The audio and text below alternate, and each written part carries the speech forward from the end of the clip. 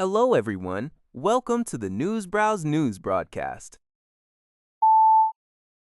According to a report by City News Everywhere, Canada and the Philippines have signed several key sectoral agreements covering energy, natural resources, labor, and tourism. The bilateral deals were finalized during a high-profile visit to Vancouver by Philippine President Ferdinand Marcos Jr., who was welcomed by Canadian Prime Minister Mark Carney. This landmark event marks the first visit to Canada by a Philippine head of state in over a decade. Prime Minister Carney emphasized that the Filipino-Canadian community is at the very heart of Canada, adding that both nations stand to gain significant mutual benefits in energy security and critical minerals through this strategic partnership. Experts note that President Marcos' visit highlights the growing success of Canada's four-year-old Indo-Pacific strategy. Ottawa is currently actively negotiating a comprehensive trade agreement with the Philippines, as well as with the broader Association of Southeast Asian Nations, ASEAN bloc.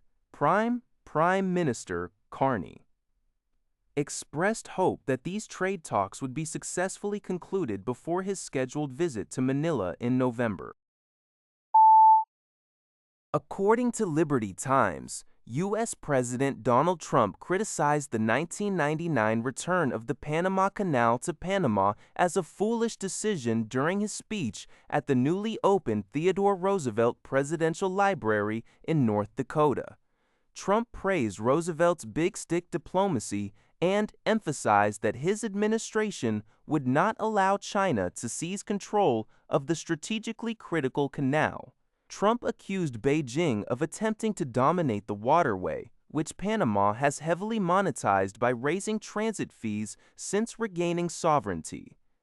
Trump's second term has increasingly highlighted geopolitical ambitions for strategic territories, including Greenland and the Panama Canal, directly counteracting Chinese influence in Central and South America. U.S. Secretary of State Marco Rubio had previously warned that China might attempt to close the canal in the event of a conflict with the U.S., a scenario Washington considers a critical threat to U.S. national security. During his library visit, Trump also interacted with an AI version of Theodore Roosevelt, highlighting his admiration for the 26th president's legacy of projecting American strength.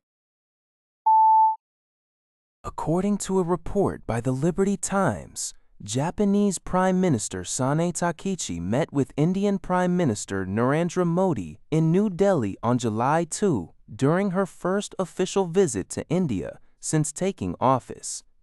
The two leaders agreed to deepen their strategic partnership and work toward a free and open Indo-Pacific 2.0 in response to China's increasing military assertiveness. During the press conference, Prime Minister Modi affectionately referred to Takaichi as his beautiful sister, while Takaichi expressed her desire to work with her brother to usher in a new era of Japan-India relations. The summit yielded major consensus in three key areas: deepening security cooperation, including upgraded joint maritime drills and defense equipment collaboration, alongside a commitment to hold a 2+2 foreign and defense ministerial meeting this year, strengthening economic and energy security through resilient supply chains and green energy initiatives, such as constructing 1,000 biogas facilities in India, and bolstering the economy through private investment. Notably, Japanese and Indian enterprises signed approximately 120 cooperation agreements, which include a massive 2 trillion yen private investment plan by Japanese companies to expand cooperation in semiconductors and AI. According to UPI, the United States Department of Justice has announced charges against multiple members of two major transnational criminal organizations, Tren de Aragua and the United Cartels, for a wide range of violent crimes.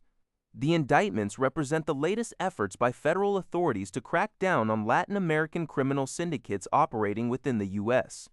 For the Venezuelan gang Tren de Aragua, The Justice Department has charged more than 300 members and associates. Recently, 8 suspected members who entered the country illegally were indicted in Illinois and Texas for murders, kidnappings, and firearms violations.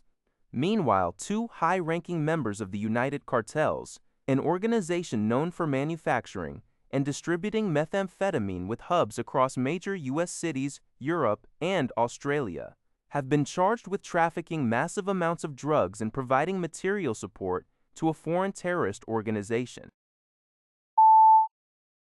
According to a report from the Epoch Times, the International Energy Agency, IEA, has predicted that U.S. investment in coal and gas-fired power generation will reach $50 billion this year. This marks the first time in decades that the United States' investment in this sector has surpassed China, with the U.S. expected to lead by approximately $3 billion. The surge in investment is largely driven by the rapid expansion of artificial intelligence, AI data centers, which require large amounts of reliable, stable power. Tech giants such as Alphabet, Amazon, and Meta are increasingly opting to build dedicated power sources behind the meter to ensure supply and reduce reliance on public grids. Furthermore, the Trump administration's policy of prioritizing fossil fuel development to support economic growth and energy security has contributed to this trend.